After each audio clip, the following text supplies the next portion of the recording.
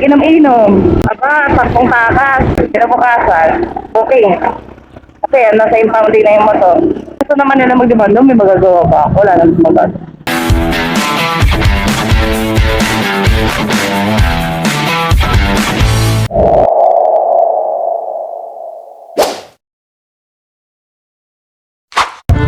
Okay na, ma'am? Okay na po. Ma'am, nagbablog ako, okay lang, ma-videoan kayo. Sige lang. Kaya parang sabi ko, ba't parang ano? May mic. Oo. Oh. Para maganda-ganda yung usapan natin. Sana. Hindi pala yung ganito eh, no? Pero ang asa-usas ko, sinisigawan ko eh. Maganda-ganda yung usapan, nagkakarinigan tayo. Wow. Yung pag-wave, ako tapos hindi ka naman lumusumunod sa wave yun. Oo. Ako po! Kukuraping mo na lang sa kaliwa kung kaliwa na. So, bihira lang din kasi ako mag-angkas ng ibang tao. Sana. Usually may naghahatid sa inyo, ma'am. Oo, kaso nakasagasa nung nakaraan. Wala. Ano, motor ma'am gamit niya? Tricycle kasi kami.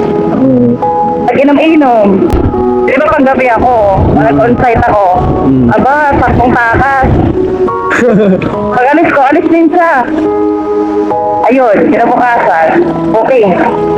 Kasi nasa impounding na yung motor. Nakasagasa siya. Ano yung... Kaabang ng masasakyan, sagasaan niya. Biruin mo.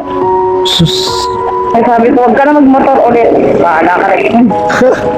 Anong nangyari, ma'am? Anong usapan? Ayun, binayaran namin. Tapos pinayos yung nabalian ng ng may yung collarbone.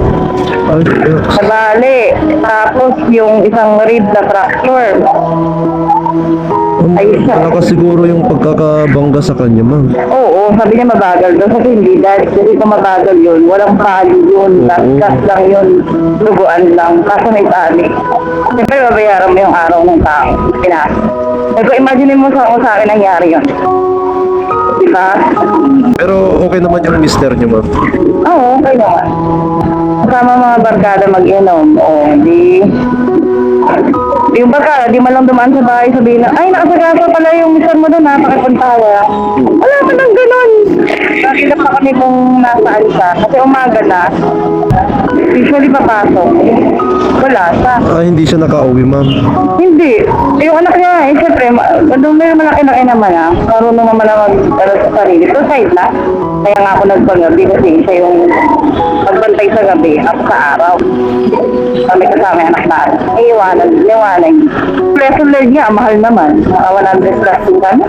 Ay, Oo. kumusta yung ma'am, yung niya, na gamot na, okay naman na. Ito, recovering naman ako. Siyempre, drawing mo yung tinrabaho ko, imbis na, di ba, sa amin na lang. Sayang Punta pa sa kanya. Pero yung isang araw ko, nakakapagod mo sa trabaho pag hindi para sa'yo eh. Oo, ramdam mo yun, ma'am. Kaya nga, sabi ko, hindi ko na kainan ng sabi ko, ano mo na lang, pakiramdaman mo na lang yung sa artista ko para ma-realize niya. Hindi naman na nagsampa ng kaso na yung ma'am, mabuti. Ay, hindi. Hindi naman. Ano yun? Ano na? Nagtatrabaho na. So, usap ko yung husband. Siyempre, hindi naman namin tatakbuhan eh. Gusto naman nila magdemanda, may magagawa pa. Wala nang magagawa. Wala, nakandaan naman sa pakin.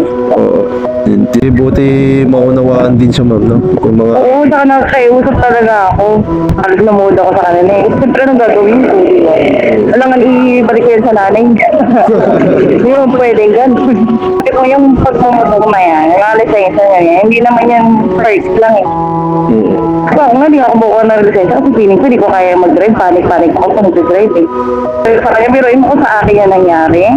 Ayo. Hindi ka kaya magalit, sabi ko sa kanya.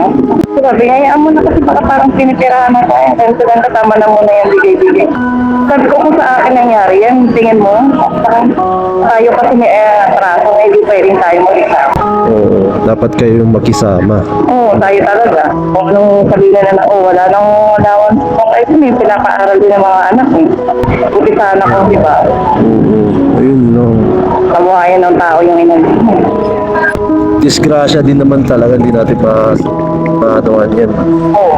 Lalo na kapag nakainom ka. Oo. Lalo, hindi mo Sabi ko, yung mga tatas-tatas niya.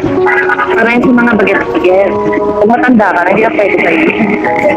Ang lakas pa ng karma mo yan pag yung matanda ka. Lalo na yung anak na iwanan mo ng gabi, babae pa lang. Iinom-inom ka lang. Pero may kapatid naman na yung anak niyo, ma'am. Wala, sa ulo lang.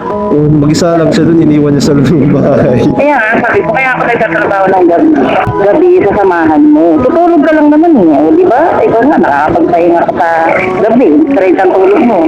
Kaya, yung pahinga ko sa araw, hindi naman pahinga yun. Mag-aasikaso pa ako ng anak mo, pagkain mo, para pagdating mo, yung mga. Wala rin, installment din yung tulog.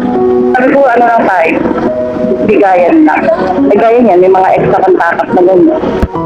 Eh, buti, nangyari yan. Hindi ko mo nalaman, di ba? Araw-araw na pala, ganyan. Ay siya. Kaya nilagyan ko ng CCTV yung bahay din. Para kung wala ako, monitor na. Thank you din, ma'am. Ingat po. Okay, mga guys. So, grabe yung nangyari sa asawa ni ma'am. Nakakaawa din. Nakadisgrasya siya, mga ka-rides. Nangyari, tumakas yung asawa niya. May pag-inuman. Tapos yung pag-inuman niya, hindi pa siya masyado kilala dun. Tapos iniwan yung anak sa bahay nila para lang sa inom. Ayun, nakadisgrasya ng isang empleyado. So, hanggang ngayon, nagbabayad sila dun. 100k, mga ka-rides. Oh, sakit sa bulsa, no? Ayun si ma'am. Booking for tonight. Yeah.